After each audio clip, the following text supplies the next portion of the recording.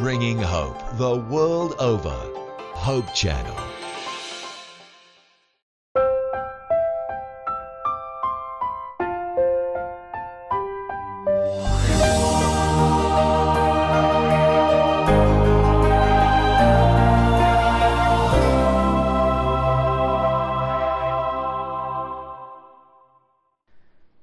Magandang araw po sa inyo lahat, mga minamahal po namin mga kaibigan. Muli po kaming natutuwa sapagat napakabuti ng Panginoon na binigyan tayo ng muling karapatan na tayo po ay makapag-aral ng kanyang banal na salita.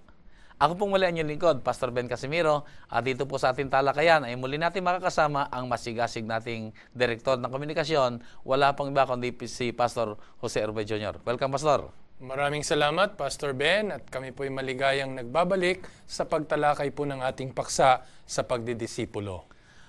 Ang ating pong pag-aral sa linggong ito ay pinamagatang pagdidisipulo ng may karamdaman. Pero bago po tayo tuluyang dumako sa talakayang ito, ay tayo muna po ay dumako sa ating panalangin. Pastor? Tayo po yumuko sa panalangin. Makapangyarihan naming Diyos, na may lalang sa bawat isa sa amin, nagpapagaling sa aming mga karamdaman, at isinasauli kami sa kalagayang pupuri at magpapatotoo sa kanyang pangalan. Pinasasalamatan ka namin sapagkat muling ipagkakaloob mo ang karunungan at kaalaman upang talakayin at aming pulutin ang mga mabubuting aral at gabay sa aming pagiging katiwala at mga alagad. Ituro mo sa amin, Panginoon, mula sa iyong mga banal na salita, na kayo ay hindi lamang purihin sa aming mga kagalingan, kundi akayin din ang mga tao na magtapat sa inyo sa pangalan ng aming Panginoong Hesus. Amen. Amen. Sa ating pong talakayan ay napakabuting ating tunghayan ang ating talatang sa ulin, Pastor. Kasi ito ay kapag ating nakita, ay ma-encourage tayo talagang tularan natin ang ating Panginoon Hesus. At higit doon ay maunawaan natin kung bakit ginagawa ng ating Panginoon Hesus ang mga pagpapagaling. Ito yung makikita natin sa aklat ng Mateo, sa Kapitulo 15, talatang 30 hanggang 31 ay aking babasahin. At lumapit sa kaniya ang lubang maraming tao, na may mga pilay, mga bulag, mga pipi, mga pingkaw, at iba pang marami. At sila'y kanilang inilagay sa kaniyang mga paanan. At sila'y pinagaling niya. Ano pat nangagtaka ang karamihan ng mga kita nilang nangagsasalita ang mga pipi, nagsisigaling ang mga pingkaw, at nagsisilakad ang mga pilay, at nangakakita ang mga bulag, at kanilang niluwalhati ang Diyos ng Israel. Pastor, dito sa ating talatang ito, makita natin kung bakit nagpagaling ating Panginoon Hesus. At kung paano pinahalagahan niya ang may mga dinaramdam o may mga kapansanan. Sa ibang karanasan, Pastor, ay sa marami mga kwento ng pagpapagaling ng ating Panginoon Hesus, ano yung isa sa mga kwentong niyo na nakaantig na yung damdamin? Sa banal na kasulatan, Pastor, marami ang tinala na nagpagaling ang Panginoon ng mga pilay, bulag, pipi, isinauli niyang mga kalusugan. Pero wala nang marahil na nakintal ng malalim sa isipan ko, kundi yung kakaibang pagpapagaling niya sa inaalihan ng demonyo. Sa katunayan, sa mga itinala ng banal na kasulatan na inalihan ng demonyo, may kasabay itong mga sakit na idinudulot ng demonyo na nagpapahirap dito sa inalihan. Pero pagka siya'y pinagaling ng Panginoon, pagka iginawad ng Panginoon ang kanyang kapangyarihan at pinalayas ang demonyong ito, kasukdulang ipinakikita ng Panginoon ang kanyang kapangyarihan na hindi lamang magpagaling ng sakit, kundi ang kapangyarihan pa ng demonyo ay kanyang tinatanggal. Pinalalayas niya. At ito'y nagbibigay sa akin ng pag-asa, Pastor. Kasi ang sakit natin hindi lamang yung nararanasan nating pisikal Meron ding mga sakit na mula sa kaisipan na nagdadala sa atin, nagdudurong sa atin sa maraming mga temptasyon ng sanlibutan. At ito'y binibilang natin na sakit ng isipan. Kaya dito, hindi lamang pisikal ang kapangyarihan ng Panginoon na magpagaling. Maging sa kabuuan, lalong-lalo na sa ating kaisipan, na pagagaling ng Panginoon ang isang tao na inaalihan ng demonyo. Pastor, meron din tayong nabasa sa banal na kasulatan na pinaalis yung masamang espiritu doon sa inaalihan ng demonyo. Pero nagbalik at nung pagbabalik niya, higit na mas marami pang espiritu naroon. So, paano yung ganito mga karanasan? Kasi nga, Pastor, maliwanag na pagka nagpagaling ang Panginoon, pinananatili niya ang yung ating pagpapasya, no? Yung kalayaan ng ating pagpapasya nananatili sa atin. Ngayon, kahit na tayo'y papagalingin ng Panginoon, kung ang atin namang pagpapasya, babalik doon sa mga bagay na susuway sa mga pamantayan ng kalusugan ng Panginoon, walang pagsala. Talagang magiging masahol pa tayo. Kaysa dati. Oo, kasi lumalala ang kalusugan natin eh. Yeah. So dito talaga pumapasok, Pastor, na napakahalaga ang pagdidisipulo ng may karamdaman. Totoo na po yun. ang kaisipan ng pagdidisipulo ay siya'y sumunod sa ating Panginoong Sus at sa kanyang mga panuntunan, lalo tigit sa mga pangkalusugang mga batas. Tama yun. Ay Pastor. kung hindi isasalang-alang yon, ay kahit uminom ng gamot o pagaling siya, ay babalik ulit sa masamang karamdaman kapag yung kanyang lifestyle ay hindi nababago. Kaya nga ito nga ang nararanasan ng marami sa ating mga kaibigan at sa ating mga taga-subaybay. Kasi minsan may katwiran tayong mga tao na pwede naman nating gawin ito pansamantala na alam nating labag sa pamantayan ng kalusugan ng Panginoon. Total, iniisip natin pwede namang gamutin. Abay, mas masahol pa ang nagagawa nating pagkakamali sa ganitong pangangatwiran. Sapagkat dito pa lamang sa isipan natin, sinusuway na natin ang Panginoon. Nariyan kagad ang problema sa isip. Totoo yun. Kaya kung aakayin tayo ng Panginoon sa maligayang karanasan, malusog na karanasan, ay ginagawa tayong disipulo ng Panginoon sa pagpapagaling sa ating karamdaman kung magpapasya tayong tama. Babalikan natin yung kaisipan ng pagdidisipulo na ito'y pagiging alagad o maging tagasulod tayo ng ating Panginoon. Totoo yun. Na kung ano yung kanyang mga panuntunan ay ating gagawin. Ito marahil ang dahilan kung bakit ang ating Panginoon Hesus ay higit na naglaan ng mas marami mga panahon sa pagpapagaling kaysa sa mga pangangaral. Tama yun, Pastor. Dahil sa pagpapagaling, talagang kabuuan ng kanyang gustong mangyari. Hindi lamang sa katawan, kundi sa ating mga kaisipan at mga damdamin. Sa kapanahunan niya, Pastor, kung maalala natin sa maraming salaysay, sa 4 na aklat ng Bagong Tipan, talagang higit na inalala siya ng mga tao sa mga ganitong pagpapagaling na ministeryo ng ating Panginoon. Kaya marahil sa ating pag-akay, sa ating paggabay sa mga tao upang makakilala sa Panginoon, maging mithiin natin na hindi lamang sila magkaroon ng karanasan sa kagalingan ng kanilang kalusugan, kundi kagalingan din ng kanilang pananampalataya sa ating Panginoon. Ang Pastor, sa ating pag-aral ay binabanggit na nung unang panahon, ang sakit ay tinuturing na bunga ng kasalanang ginawa ng isang tao.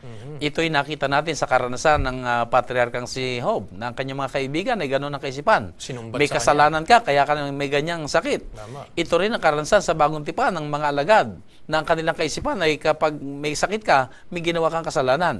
Pero paano ba ito pinakitunguhan yung ganong kaisipan ng ating Panginoong Hesus? Pastor, mainam na basahin natin sa isang tala sa buhay ng ating Panginoong Hesus dito sa aklat ng Juan, Juan Kapitulo 9, mayroong isang kaganapan na ito'y hinarap ng ating Panginoon. Juan Kapitulo 9, babasahin ko po mula sa unang talata hanggang sa 4. Ang sabi dito ay, at sa pagdaraan niya ay nakita niya ang isang lalaking bulag mula sa kanyang kapanganakan. At itinanong sa kanya ng kanyang mga alagad na nangagsasabi, Rabay, sino ang nagkasala? Ang taong ito o ang kanyang mga magulang upang siya'y ipanganak na bulag? Kita mo, maliwanag dito ang karanasan, Pastor. Iniisip nila na nang dahil sa kasalanan marahil ng mga magulang, ay ang ibinigay na supling sa kanila ay nagmana ng isang sakit na dulot ng kanilang kasalanan. Pero mapapansin mo, sumagot ang ating Panginoong Hesus sa talatang 3. Ang sabi niya, sumagot si Hesus, hindi dahil sa ang taong ito'y nagkasala, ni ang kanyang mga magulang man, kundi upang mahayag sa kanya ang mga gawa ng Diyos. So maliwanag, Pastor, itinuwid lamang ng Panginoon ang pangangatwiran ng tao. Sinasabi niya na ang kasalanan ay tiyak na magdudulot ng karamdaman. Pero hindi lahat ng karamdaman ay gawa ng pagsuway nung taong mayroong karamdaman. Katulad nung ipinanganak, Sa pasimula pa wala siyang pagpapasya na maaring nag-ukol sa kanya ng kasalanan. Pero maliwanag na sinasabi ng Panginoon, ito'y naganap, sabi dito sa talatang 3, upang mahayag sa kanya ang mga gawa ng Diyos. Ibig sabihin nito ay, ang Diyos naman ang magbibigay ng kagalingan. Kasi ang katwiran nga ng tao lahat ng may sakit, no, dulot ng kanilang mga gawang kasalanan. Paano itong isinilang na may ganitong kapansanan? Wala namang kasalanan ng bata ron. Totoo yun. No? Although meron na siyang pagkakahilig sa paggawa ng kasalanan, walang hayag na kasalanang ginaganap pa ang sanggol na ito bago pa man siya ipanganak. No? Pero bulag siya. No? So sinasabi ng Panginoon, lahat ng nagkasala, no, ay uuwi o makakaranas nitong mga ganitong karamdaman. Pero hindi lahat ng karamdaman, ang sabi ng Panginoon, sa ganitong pananalita ay dulot ng kasalanan. No? So, sa ganitong paraan din, itinutuwid ng Panginoon ang kaisipan ng mga tao sa kanyang kapanahunan. Marahil lang isang kaisipan dito ay habang tayo narito sa mundong makasalanan, ay talagang magkakaroon ng sakit ang tao. Totoo po yun. At kung minsan kahit sobrang naiingat natin, talagang dumarating yung panahon at nagkakaroon tayo ng sakit. Totoo yun, Pastor. Kaya hindi dapat tayong maging mapaghatol sa ating kapwa. Sa ating pong mga taga-subaybay, mapanganib po na hatulan natin ang kapwang may sakit, no? Nang dahil lamang sa kaisipan natin na pagka may karamdaman, may ginawa siyang kasalanan. Hindi natin nalalaman ang mga bagay nito. Marahil, totoo nga, pero marahil ay hindi rin. Okay, Pastor. Paano natin matututunan na idisipulo ang mga may mabigat na pasanin o may mga mabigat na karamdaman? Magandang tanong yan, Pastor, kasi kung magkamali ka, baka sa halip na nakapagdulot ka sa kanya ng kagaan ng loob at pagsasauli ng kanyang kalusugan, baka lalo pang napasama, lalo pang lumala. Di ba? Ang katotohanan talaga, Pastor, ay ako personal ko naranasan. Ang tao pala, Pastor, na may sakit ay nagiging sensitive. Totoo yun. Nagiging maramdamin. Totoo yun. Kasi ako nung una, sabi ko ay yung salita hindi ko pinapansin. Hindi yan makakasugat o makakasakit sa akin. Pero ako minsan nagkaroon ng sakit, mabigat na sakit, ay yung biro ay hindi maganda sa akin. Kahit sabing biruan, pero hindi maganda. Kaya sabi ko, yung palang may sakit ay medyo nagiging sensitive talaga. Totoo yun. Kahit nga, Pastor, hindi sinasadya ng nais na maglingkod, pwedeng magkamali. Kaya talagang dapat isaalang-alang natin. Halimbawa, Pastor, sa ating pagamutan, ang mga naririyan na dinadalaw natin may sakit. Kung sa pagpasok mo, magbibigay ka ng kaaliwan, ang ibibigay mo na may pulyeto ng pag-asa, no? Pagkatapos ng kamatayan, mahirap din yun. O yung ibinabadya na natin, yung kamatayan, na ito na may, no? Tutuloy tayo doon, pero marahil mali yung timing, mali yung pamamaraan, maaari din tayong magkamali. At saka kahit sabi natin biruan lang, at tayo magkakabiro naman talaga, pero sa panahon na may dinaramdamang isang tao o mayroon siya sakit, ay kailangan talaga natin ng extra careful. Totoo yun, Pastor. Kaya may pamamaraan ng Panginoon. Tunghayan po natin ito sa Lucas, Kapitulo 4, may magandang binanggit ang banal na kasulatan sa kasaysayan ng ating Panginoong Hesus. Kapitulo 4, ang talatay 17 hanggang 19. Marahil magandang basahin mo ito, Pastor. Talatang 17. At ibinigay sa kaniya ang aklat ng propeta Isaias. At binuklat niya ang aklat. Nanasumpungan niya ang dakong kinasusulatan. Sumasa akin ang Espiritu ng Panginoon, sapagkat ako'y pinahiran niya upang ipangaral ang mabubuting balita sa mga dukha. Ako'y sinugo niya upang itanyag sa mga bihag ang pagkaligtas at sa mga bulag ang pagkakita, upang mabigyan ng kalayaan ang nangaapi, upang itanyag ang kaaya-ayang taon ng Panginoon. Maliwanag dito, Pastor, na ito'y propesiya tungkol sa gagampanan ng ating Panginoong Hesus, ang kanyang misyon, ang kanyang adhikain, at walang iba kundi sangkap dito yung pagdidisipulo ng mga tao.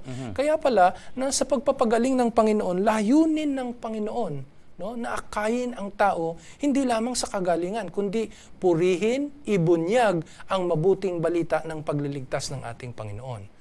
Sa ibang salita, Pastor, ay yung gagawin niyang pagpapagaling, ito isang pamamaraan ng pagdidisipulo. Tama yun. Na kung ang taong may sakit ay kanyang napagaling, ay maakay siya na kumilala sa Diyos at magpuri sa Diyos at sumunod na sa ating Panginoong Hesus. Opo. Kaya kahit na anong paraan, no, na gabay ng Panginoon sa pagpapagaling at ito'y gaganapin natin sa pagdidisipulo ng iba, huwag nating kaliligtaan na ang mithiin nito ay luwalhatiin ang ating Panginoong Diyos. Isauli ang taong ito sa pagkilala sa ating Panginoong Diyos. Yun palang sakit, Pastor, bagamat hindi kalooban ng ating Diyos, ay nagiging kasangkapan din niya upang siya ay, ang may sakit ay madisipulo. Tama yan, Pastor, kasi marami po tayong tala sa banal na kasulatan na nagpapatotoo dyan. Nais kong banggitin ito sa ating mga taga-subaybay, ano? Pagka tayo'y pinararanas ng Panginoon ng mga karamdaman, ito may idinulot ng ating kapwa o ito'y dulot ng ating paglabag sa Kanya, may dalawang ay na itinuturo ang pagkakasakit, no? At dinadala tayo nito pabalik sa ating Panginoon. Ang una, pagka ikay may sakit, nakakadama ka nung unang ay na insecurity. Di ba? Pagka ikay may sakit o kapansanan, insecure ka. O pagka ikay may ubo, di ba? Pagka naririnig-rinig yung putok ng ubo natin, nahihiya tayo. Kaya merong insecurity na nagaganap. At sa insecurity na ito, dinadala tayo ng Panginoon na magdepende sa Kanya. Kasi pagka wala ito, napakayabang natin Nakikita natin yung ating pangangailangan. Totoo yun. Pag wala kang sakit, pinagmamalaki mo yung six-pack abs mo. Di ba? Wala kang karamdaman Pero pag dinala ka na sa karamdaman o may kapansanan ka, naiisip mo na, ba't ako nagkaganito? Tuluyan kang hahanap na manalig sa ating Panginoon. Yung ikalawang ay, Pastor, ito yung itinuturo sa atin na ipinakikilala sa atin yung iniquity o yung kasalanan natin. So yun yung ikalawang ay. Pagka tayo nagkakasakit, ipinaalala ng Panginoon sa atin na nagkakamali tayo. Maaring ito'y paglabag sa pamantayan ng Diyos ng kalusugan o may ginawa tayong masama sa ating kapwa. No? At ito'y nagpapakilala sa atin na dapat bumalik tayo sa Panginoon sa pagpapatawad niya upang isauli tayo sa kanyang katwiran at kabanalan.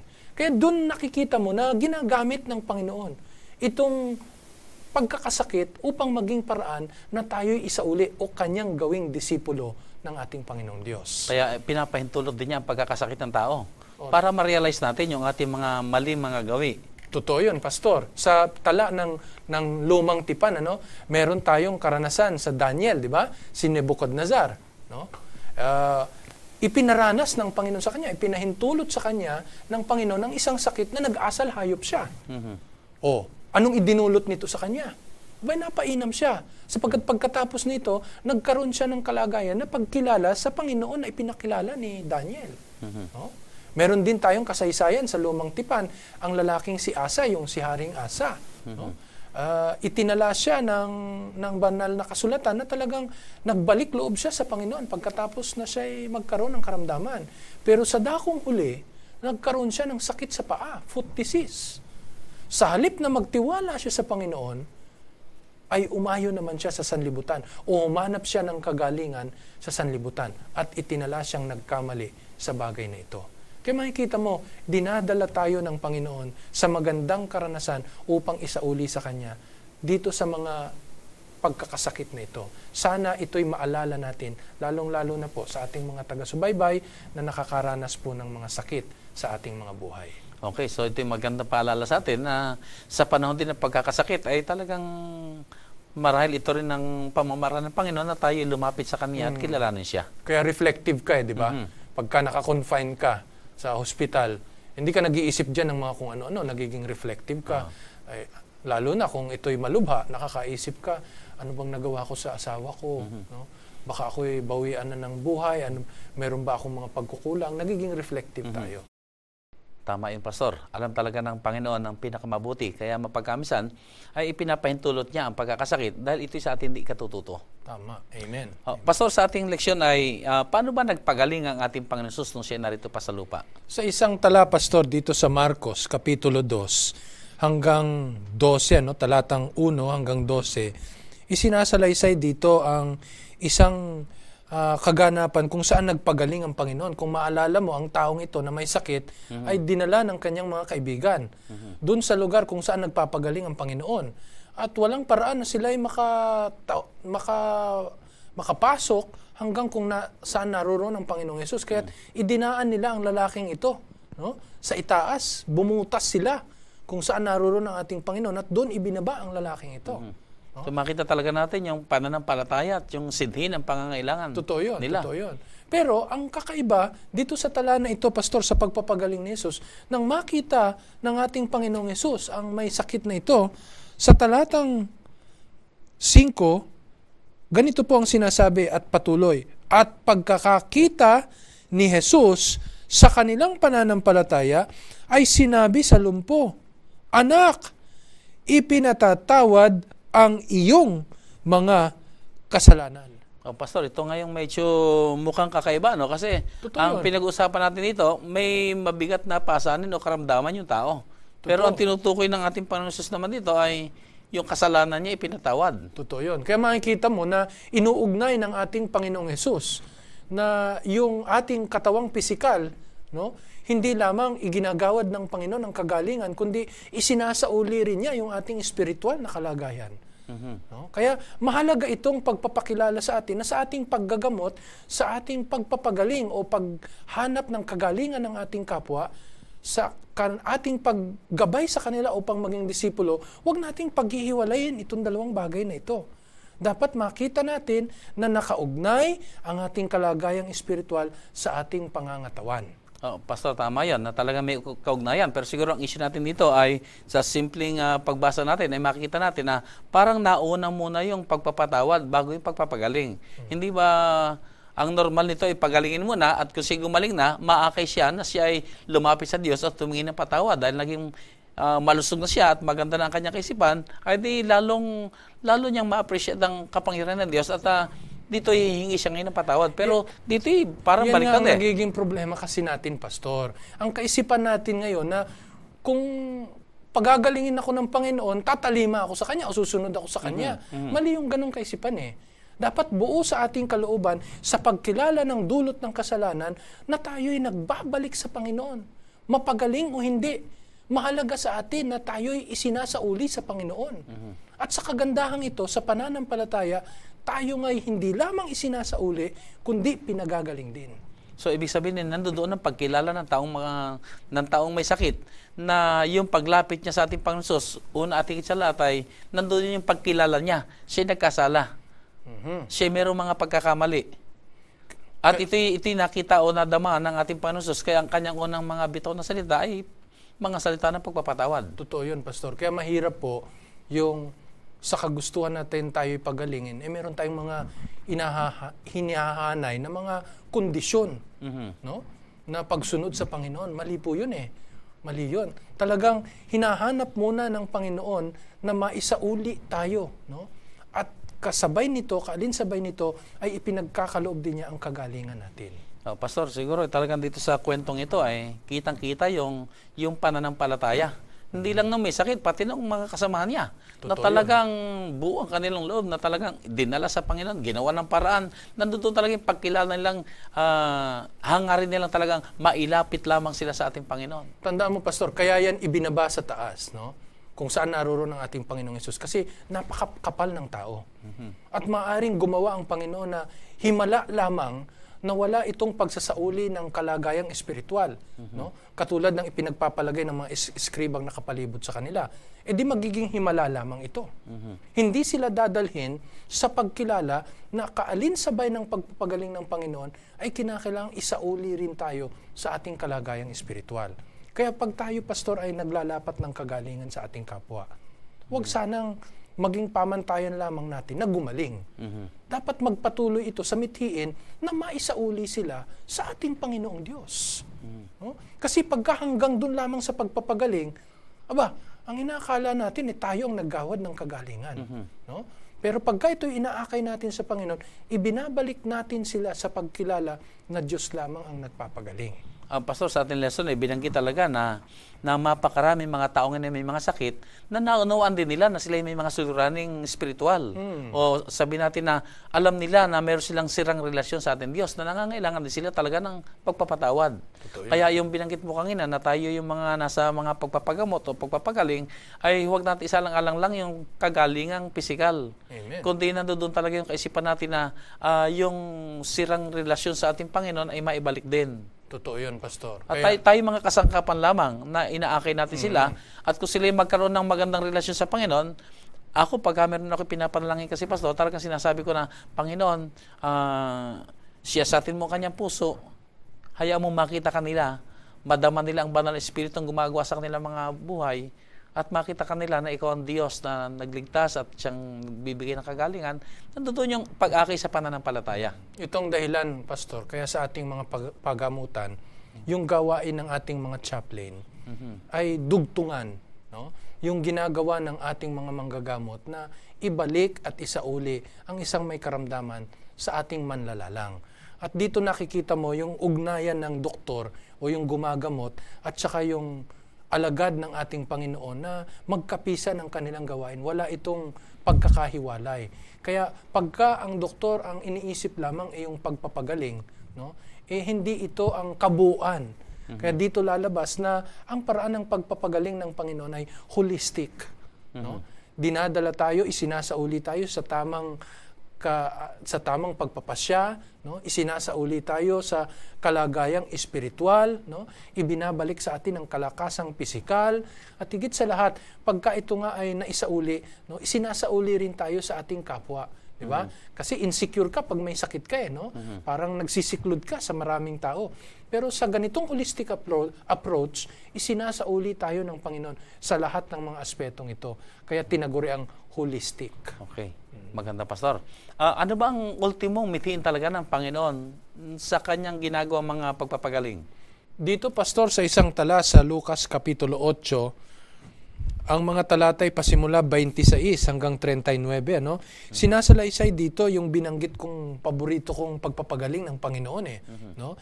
Yung isang lalaki na inaalihan ng demonyo, no? Nang siya'y pagalingin, sa matuling kwento nitong salaysay na ito, nang siya'y pagalingin ng ating Panginoong Hesus, sa talatang 39, ipinamanhik sa kanya ng ating Panginoong Hesus ang ganitong mga salita. 39, umuwi ka sa iyong bahay at ipahayag mo kung gaano kadakilang mga bagay ang ginawa ng Diyos sa iyo. At siya yumaon ng kanyang lakad na ibinabalita sa buong bayan kung gaano kadakilang mga bagay ang sa kanya'y ginawa ni Jesus. Pastor, bahagi ng background kasi niyan ay nung gumaling na yung lalaki na umalis na yung demonyo, yung inalihan ng demonyo na lalaki ito na gumaling ay siya'y namamanik sa ating Panginoon Jesus na siya'y sumama na sa ating Panginoon. Pero hindi ganoon, hindi siya pinayagan ng ating Panginoon. Yun. At ang sinabi sa kanya ng ating Panginoon humayo ka diba? Kaya makikita mo talaga, kanina pa natin ito tinutukoy na ang mithiin talaga ng Panginoon gawing mga alagad silang mga pinagagaling niya. Kaya mapanganib sa ating mga manggagamot ngayon at tayo na humahanap at lapatan ng kagalingan ng ating mga kapwang may karamdaman, hindi dapat maukol sa atin, no? Ang papuri, ang mga pasasalamat, kundi tuturuan natin sila na ipahayag din ito sa kanilang mga kapwa ang kabutihan ng pagpapagaling ng ating Panginoon. Pastor, meron akong magandang karansan na meron kaming dinalaw na may sakit. Ako'y may kasama at yung kasama ko ay kinausap yung may sakit at kanyang tinanong. Ang sabi niya ay, sa iyong pagaling, ano ang iyong panukala na gagawin para sa Panginoon? Hindi ba napakagandang kaisipan yan? Totoo yun, Pastor. No? Doon pa lang ay inaakay niya na sa kanyang kagalingan ay talagang ipapahayag niya ang kabutihan na ginanap ng Panginoon sa kanyang kagalingan. At yun ang ating tinatalakay ngayon sa ating pag-aral na pagdidisipulo ng may mga karamdaman. Totoo yun, inaakay Pastor. natin sila na tungo sa paglilingkod sa ating Panginoon. Kasi nga, Pastor, may bumabangon na mga kaisipan ngayon sa pagpapagaling. Iniisip ng marami na merong kapangyarihan sa loob natin. No? Mismo na natatago sa ating kalakasan. At kung ito'y gagamitin natin, ay meron tayong kapangyarihang pagalingin ang ating sarili. Mapanganib to, Pastor. Yung tinatawag nila na meron tayong inner strength. No? Meron tayong tinatawag na inner power. Mapanganib yun. No?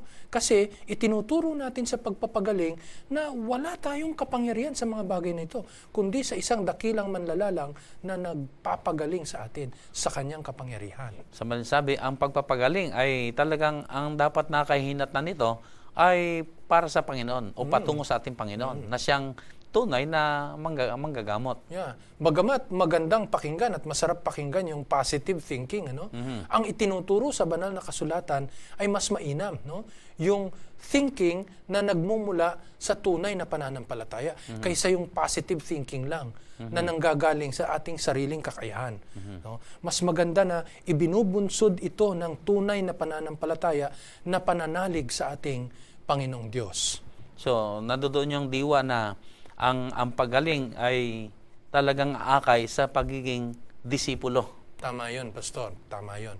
Maging sa larangan ng psychology, Pastor, mali ring isipin natin na ang pangunahing pangangailangan ng tao ay yung siya'y ibigin, siya'y kalingahin, siya ang paglaanan ng pansin. Ito yung mga bahid ito ng kasalanan, ng pagiging makasalanan. Mas magandang isipin natin sa batayan ng Kristiyano, sa pagkilala natin ng kapangyarihan ng Panginoon, nagaganap ang kagalingan sa atin kapag sinusuko natin ang ating sarili sa Panginoon. At ito'y ibinabahagi natin sa iba. Hindi yung nagmimithi tayo na tayo ang bigyan ng atensyon, tayo ang paglaanan, makasarili ang mga bagay na ito, Pastor. So napakagandang kaisipan nito, Pastor, na sa lalo't tayo ng mga nananalangin sa mga may sakit, na maakay natin ang mga may sakit patungo sa ating Panginoon. At ang magkaroon sila ngayon ng mga kaisipan na talagang kikilalanin nila ang ating Panginoon. At higit sa lahat, sila magiging masunurin sa ating Panginoon. Totoo yun. So doon nagaganap ngayon ang tinatawag na pagdidisipulo ng mga may karamdaman.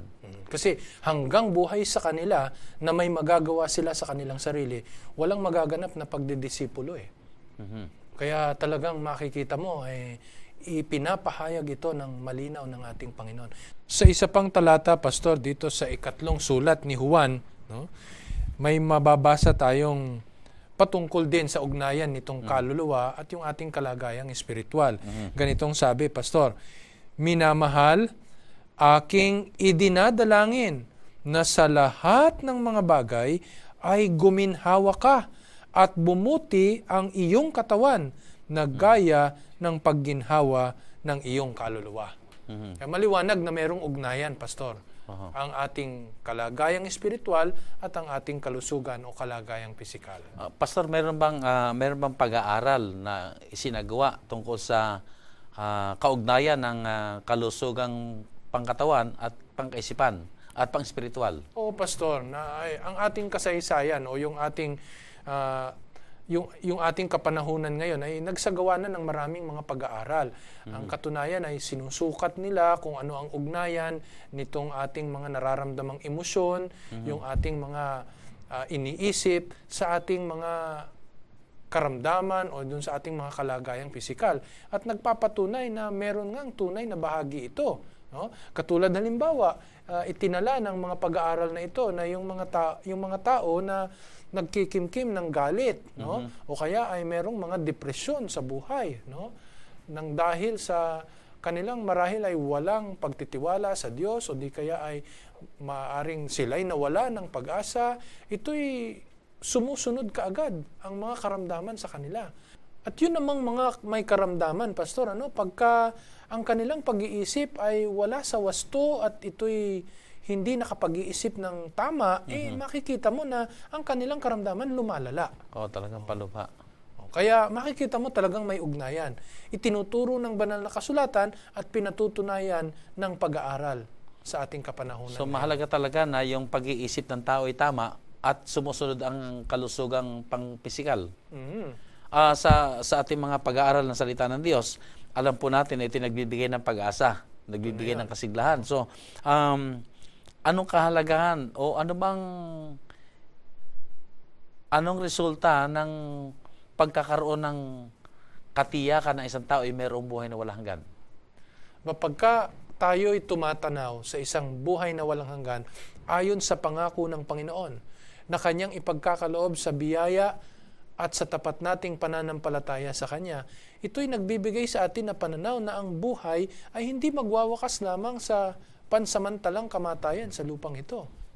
Kundi ihahatid tayo ng Panginoon pagkatapos na tayo'y buhay na maguli sa tungo sa buhay na walang hanggan. Kaya ito ang tinatawag na mapalad na pag-asa, Pastor. Sa isa pang talata, Pastor, sa sulat ni Pablo kay Tito, Kapitulo 2, ang talata ay 13. Ganitong wika, nahintayin niyong mapalad na pag-asa at ang pagpapakita ng kaluwalhatian ng ating dakilang Diyos at tagapagligtas na si Jesucristo. Diyan mo makikita, Pastor, na yung pagbabalik ng ating Panginoong Hesus na dala niya ang buhay na walang hanggan sa mga sumusunod sa kanyang katwiran, tinukoy na mapalad na pag-asa. Kaya talagang sa pagbabalik ng ating Panginoong Hesus sa buhay na walang hanggan, ito'y nagdadala sa atin sa isang pag-asa na ang ating buhay, bagamat mamatay, dulot ng kasalanan o dulot ng pagkakasakit sa mundong ito, ay tumatanaw sa isang mapalad na pag-asa. Kung saan wala ng sakit, wala ng karamdaman, at tayo'y mabubuhay na walang hanggan sa ating Panginoong Diyos. Ibig sabihin ay, kung ating ipapanalangin yung taong may sakit, siyempre binibigyan natin ng pag-asa. Binabasa natin ng salita ng Diyos. Pero kung alam na natin yung kalagayan, halimbawa terminal na yung kanyang sakit, alam natin talagang binigyan na ng taning ang kanyang buhay. Himala lamang ang magbabago. Himala na lang ang maaaring makapagpabago roon. Ay sa ganung mga pagkakataon ay may gagawing kaibahan sa kanyang buhay kung malaman niya yung pag-asa na ating pinanghawakan. Tunay yun, Pastor. Kaya sa ganun mo makikita na malaking kamangmangan ang malugmok sa kawalan ng pag-asa pagka merong sakit na hindi malunasan sapagkat nga walang dakilang pag-asa o mapalad na pag-asa. Pero pagka ito'y may mapalad na pag-asa, bagamat dumapo sa atin ang karamdaman, tuluyan sa kamatayan, talagang nakikita natin may ibang pag-asa na nakikita na nagpapahayag na hindi dito nagwawakas ang lahat. Hindi tama rin yung kasabihan, Pastor, na yung nadidinig natin na habang may buhay, may pag-asa. Dahil kapag kahit sabihin na natin binigyan na ng taning yan at talagang alam nating darating na talaga sa kamatayan, pero kung kinikilala niya ang ating Panginoon Jesus na siya ang kanyang tagapagligtas, totoo yun. Ay meron siyang pag-asa sa buhay na walang hanggan. Totoo yun. Kaya dito rin nagpapatunay, Pastor, na yung ating kalagayang pisikal ay isasauli ng Panginoon sa kasakdalan. Sa kanyang pagbabalik, kapag kanyang iginawad ang kanyang buhay na walang hanggan, itong ating nasisirang katawan, ay magdadamit ng walang kasiraan. At doon mo makikita na tunay na ang dakilang pag-asang ito o mapalad na pag-asa ito ay makapagbibigay sa atin ng pananaw sa kamatayan na higit pa kaysa sa nakikita ng ibang mga tao. Higit na siyang mapayapa. Kumbaga, mamamatay siya na alam natin na nasa kanyang kapayapaan. Nadoon yung pag-asa at nadama niya ang pag-ibig natin, Panginoon. Kaya nga nakikita mo sa mga karamdaman, may mga tao na talagang isinusumpa ang Panginoong Diyos. O di kaya naman, sa kamatayan ng isang mahal sa buhay, talagang naglulupasay. Na para bang walang nakikilalang mapalad na pag-asa na tinukoy natin dito sa banal na kasulatan. Okay, maraming salamat, Pastor.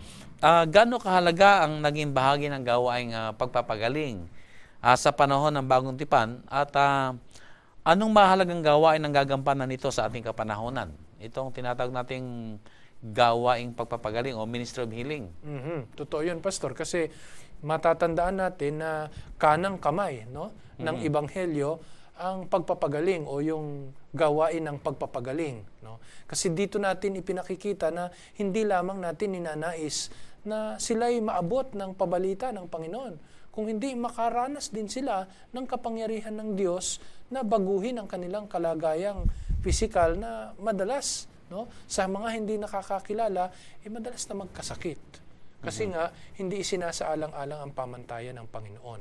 Pero kung ipinapahayag natin ang Ebanghelyo, kasama ang ating ministeryo sa pagpapagaling, mararanasan ng mga taong maaabot nito ang tunay na pagganap ng Panginoon ng kanyang paggawa sa ating mga buhay. So dahil dito ay naging napakatagumpay ng pagkalat ng Kristyanismo sa panahon ng mga alagad. Totoo yun. At sa ating panahon ay ganon din marahil ang ating talagang maging approach na tayo makapaglingkod sa may mga karamdaman. Alam mo, Pastor, ang pagpapagaling ng karamdaman ay isang felt need kung tawagin.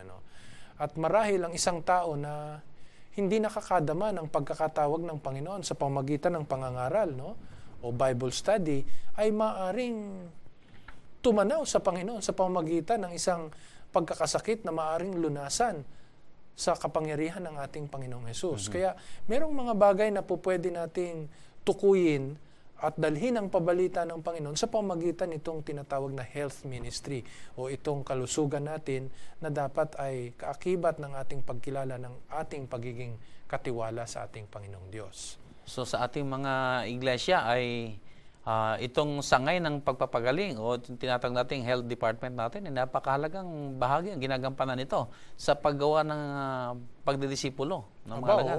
Oo. Mahalaga talaga yan, Pastor. So hindi lamang ito basta yung paminsan-minsan lang tayo nagkakaroon ng tinatawag nating yung bang pag-organisa na meron tayong pre-medical rally. Kundi siguro maiplano natin na talagang ito'y buhay na ito. Paraan ng pamumuhay. Paraan ng pamumuhay. At hindi lamang ito yung para sa ibang mga paggawa natin sa ibang mga tao. Ay higit sa lahat, pangunahin tayo. Totoo Na yan. kung tayo man ay makikilala, tayong mga may malulusog na pangangatawan, na punong-puno ng pagpupuri sa Diyos. At itong magandang halimbawang ito, ang tutularan din ng iba, na kung nahangarin din nila na sila magsilusog, magsipaghaba ng buhay, na hindi lang may buhay at may kalakasan, kundi nandun yung quality of life na punong-puno ng mga pagpupuri sa ating Panginoon. Kaya nga, pagka meron tayong mga medical outreach, hindi natin talaga hangad yung dalhin yung mga gamot Diba? Kung maaari nga sana, maituro natin ang tamang paraan ng pamumuhay na hindi na mangangailangan ng kagalingan itong mga gamot na ito. At ito'y magpapasimula, Pastor, sa ating pananampalataya. Kaakibat nito yung ating kinakain, yung ating pamamaraan ng buhay, sa pagtulog, lahat ito Kasi mahirap yung ipinangangaral natin ng Ebanghelyo, tapos tayo pala hindi tumutugon sa mga pamantayan ng kalusugan. Kaya parati kong naiisip, yung ehersisyo, mahalagang bahagi ng ating pagpapakilala ng Ebanghelyo. Mahirap kasi yung ipinapangaral natin ng Ebanghelyo pero hindi tayo nakakakitahan ng malusog, Parati tayong may sakit, paano? Ay, nasaan si pastor? Nasaan si brother ganito? Ay, nandun, may sakit. Nasa ospital na naman. Mahirap. Mahirap. Kaya kaakibat talaga ng Ebanghelyo itong ating gawain o ministeryo ng pagpapagaling o kalusugan. So tayo kailangan mag-iwan ng magandang halimbawa sa pamumuhay na malusog ang pangangatawan at hindi talaga maihuhalay dito yung tungkol sa pagkain natin, sa ating mga iniinom at nabanggit mo na nga yung sa ehersisyo natin ay ito yung mga magagandang bagay na dapat nating maging bahagi na ng ating buhay. At kakitaan tayo ng magandang halimbawa ng malusog na pamumuhay. Paano ka nga papakinabangan ng Panginoon kung pirmi kang may sakit? Di ba? Pirmi kang sinisipon, pirmi kang may lagnat.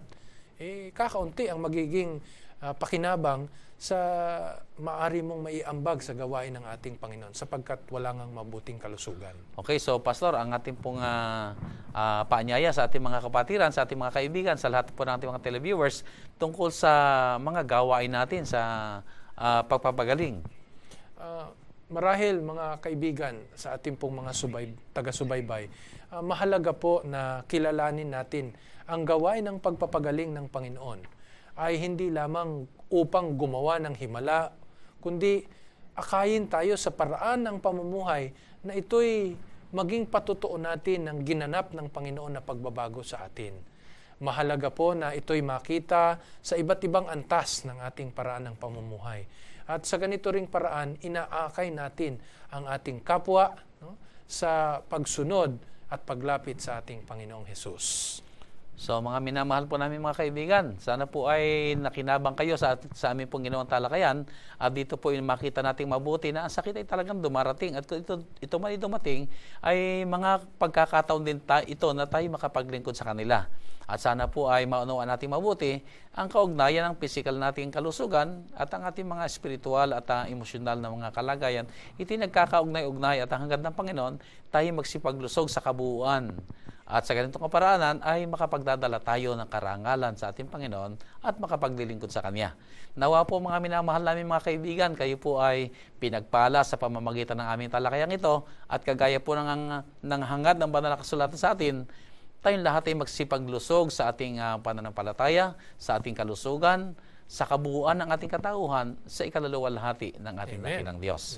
Tayo po ay dumako na sa ating panghuling panalangin. Mahal namin Diyos na nasa langit, muli po kaming nagpupuri sa inyo.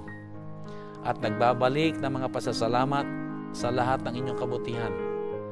Bagamat ang sakit ay dumarating sa aming mga buhay, subalit maging ang sakit ay inyo rin pong ginagawang kasangkapan upang kung magkagayon, maunawaan namin ang inyong mga panukala at ang kami mamuhay ayon sa inyong mga alituntunin na isinasaalang-alang ang kalusugan na inaakay kami sa kagalingan, sa malakas sa pangangatawan na nagpupuri sa inyo at naglilingkod sa inyong banal na pangalan. Banal na Diyos, tangi pong patungan muli ng inyong mapagpalang kamay ang bawat isa amin, kasama po ng lahat namin mga televiewers. Saan man sila naroon, Panginoon, maging karasan nila, Panginoon, ang magsilusog sa kanilang pangangatawan, kagaya ng paglusog ng kanilang mga espiritu. At kami po lahat ay masumpungan, masaya na nagpupuri sa inyo, naglilingkod sa inyo, at naghahanda sa inyong malapit ng pagdating. Maging kasangkapan nawa, Panginoon, din ang bawat isa amin.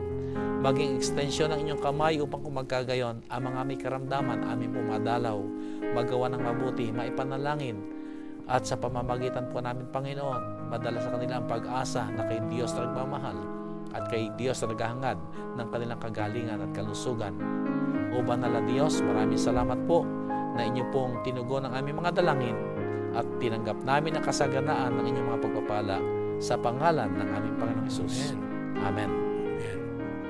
Maraming salamat po sa inyong pagtunghay dito po sa programang ito, at sana po sa darating na linggo muli po tayo magkasama-sama upang pag-aralan ang salita ng ating mahal na Diyos. Maraming salamat. Pagpalain po kayong lahat ng ating mapagpalang Diyos.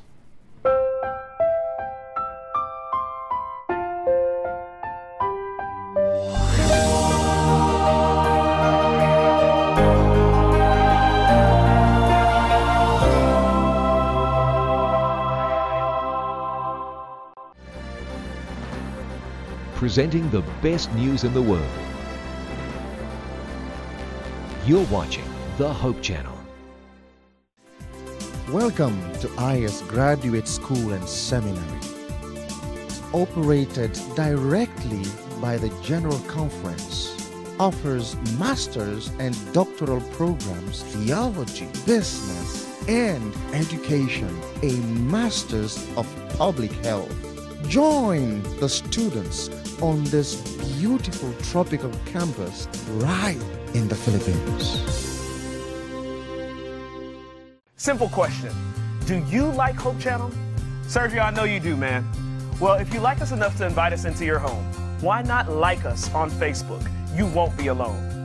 I like Hope Channel, so I liked it on Facebook. I like Hope Channel, so I liked them on Facebook. I like Hope Channel, so I like them on Facebook. David, they all like us. And if you like Hope Channel too, then like us on Facebook. Go to hopetv.org and simply click on the like button. Hope Channel viewers are loyal, encouraging friends and neighbors to watch. Why? Our viewers believe that Hope Channel not only enhances living, but changes lives through its compelling lineup of programs. Documentaries take subscribers around the world and back through time, visiting places where history was made. Fascinating biographies open up the lives and times of people who made a difference. Travel programs transport the viewer around the world, demonstrating how people work together to make a better planet. Inspirational programming challenges viewers to experience the joy of discovering faith values and offers spirituality as an important part of a balanced lifestyle. Health and lifestyle programs teach disease prevention and make healthy living simple and attractive. Hope Channel programs provide invaluable support for developing healthy relationships and strong communities. Welcome to donor-supported Hope Channel. You are cordially invited. Every Saturday, Seventh-day Adventists around the world meet together to worship God, and we invite you to join us in Sabbath worship. The first part of our worship service focuses on in-depth group Bible study. We call this the Sabbath School. The Divine Worship service features the Bible preaching service led by the pastor or a local elder. The entire service features prayer, enthusiastic singing, music, and fellowship. We extend a warm invitation for you to join us. I was once in the Chinese city of Shanghai. It was a rainy day as I looked out from my 10th floor hotel window. Beneath me, colorful umbrellas without legs were scurrying to and fro. Where were they coming from? Where were they going? Under each umbrella, I imagined a father, a mother, a grandfather. Did they know about Jesus? I'm not sure, but I'm glad Jesus knows about them.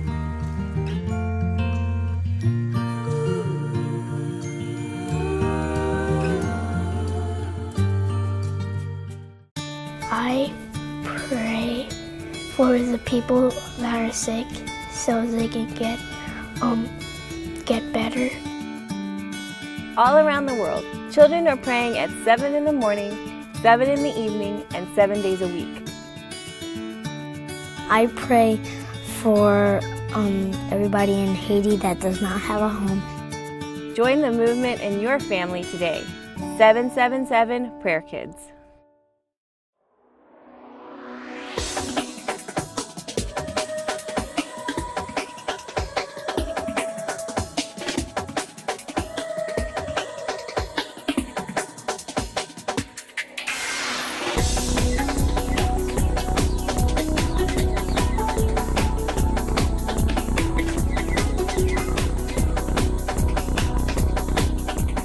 Have you ever wondered if all the money spent on television is worth it?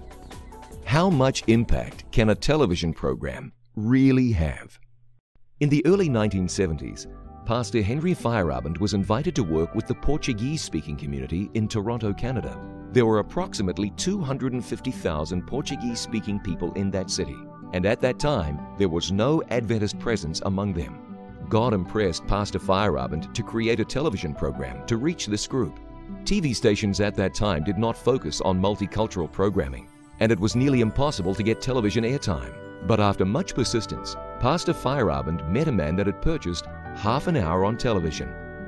Pastor Feyerabend pestered the man over and over again until he was finally offered 5 minutes on each program for the outrageous total of $4,000. I think he gave him that price thinking that Pastor Henry would have walked out the door and said, "This is ludicrous." Henry said, "Where's the contract? Let me sign it." Walks out of the man's office. He's got this $4,000 contract he just signed. He's got 6 members in his church. He says, "You know what, this is ludicrous, this is ridiculous, this is crazy. Where am I going to get the money to pay for this?" He says, "I better go back and tell this guy I made a huge mistake." But then he stops midway and he says, "But what if this door is being opened by God?" Anyway, he decides to head back to this little Ukrainian church that this Portuguese group was renting a room there. He goes to the mailbox as soon as he arrives at the church, and in the mailbox is a letter addressed to him personally. He thought that was kind of strange. He opens this envelope. Inside is a note from a friend he hadn't seen in 20 years. The gentleman's name was Dr. Edgar Latimer from Massachusetts. A little note in there simply said, "Henry, I thought you might need this. Enclosed is a $1,000 check." By the end of the week, another $3,000 had come in. Now the entire series of telecasts could be completely paid for. Now the focus began on, well, what am I going to do in 5 minutes? I mean, for those of you that do television, you know that 5 minutes on television, that's 140 words a minute, that's 700 words. It's not a lot of time. After much thought and consideration, Pastor Feyerabend decided he would speak on the topic of prayer. Those first 5 minutes were live, and in the 700 words he spoke, he said, "Some people tell me God is dead, but I know He is alive because I just spoke to Him." That resonated with his audience. The program comes to an end. Pastor Henry says, if you're watching this program and you'd like to receive a Portuguese Bible, call the number that appears on the screen right now. And after that telecast, we got 28 requests for Bible studies. Among the 28 callers, there was a very special couple. Well, that couple was my mom and my dad. My mother and father watched that very first program that Pastor Henry put on the air. My mom and dad called for the Bible. My mom and dad accepted the offer to study the Bible. And as a result, 16 people in my family are members of the Seventh-day Adventist Church today. So, are television programs worth all the effort and investment? The answer for this family is clearly yes. Imagine if Pastor Feyerabend did not listen to God's instruction to record a television program. What if the generous donors never sent in the money? this whole story would have been very different. Pastor Bill Santos's family still watch the It Is Written programs. And they watch and they see that their son is now the speaker on that program. You see, because I also speak on the Portuguese program. And so, you know, we have a tremendous opportunity with media and what the Hope Channel does and what the various television ministries do. I mean, God has given us this opportunity to penetrate into millions and millions and millions of homes. And television ministry is the means by which God is proclaiming His truth in these final days. I sincerely believe that with all my heart.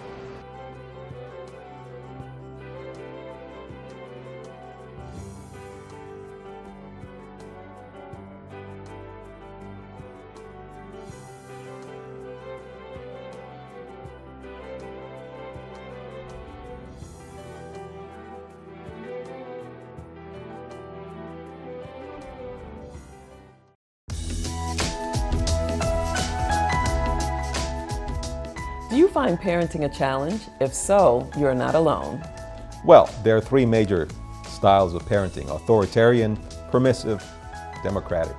Authoritarian style of parenting is that kind of parenting where you either reward or punish your children. Parents who parent this way yell, scream, hit, and it's just not a very good way of parenting. It also models for children how to problem solve, and this is how they solve their conflicts. Well, permissive parents oftentimes don't set any boundaries, and so their kids have a lot of freedom but no limits. And what happens with that is that kids have a difficult time functioning in society. So the best option probably is to be a democratic parent where you balance freedom and limits and help your children make wise choices.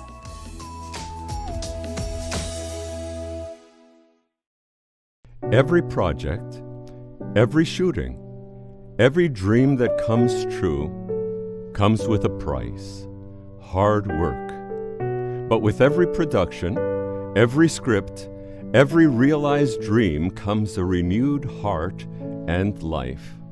For every broadcast, every sermon, every song, there is an opportunity to reach hearts. All of these are part of the great mission of life: to plant hope.